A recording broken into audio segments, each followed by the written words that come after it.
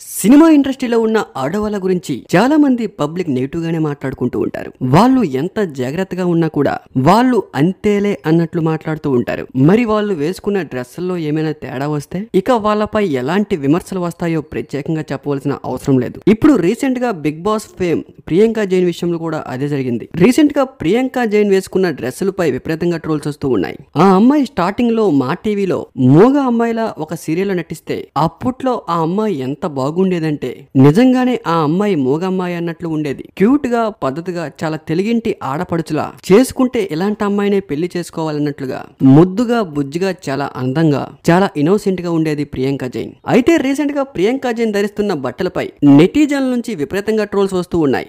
ఎంత ట్రోల్స్ అంటే నెటిజన్లు లిమిట్స్ కూడా క్రాస్ అయ్యే విధంగా వస్తూ ఉన్నాయి ట్రోల్స్. అయితే సినిమా ఇండస్ట్రీలో ఆడపిల్ల ఎంత పద్ధతిగా ఉన్నా కూడా ఇండస్ట్రీలోకి వెళ్ళిన తర్వాత కొన్ని సార్లు ఇలాంటి డ్రెస్సులు వేయాల్సి వస్తుంది. ఎందుకంటే అక్కడ పరిస్థితులు అలా డిమాండ్ చేస్తూ ఉంటాయి. అక్కడ చాలా కాంపిటీషన్ ఎక్కువ.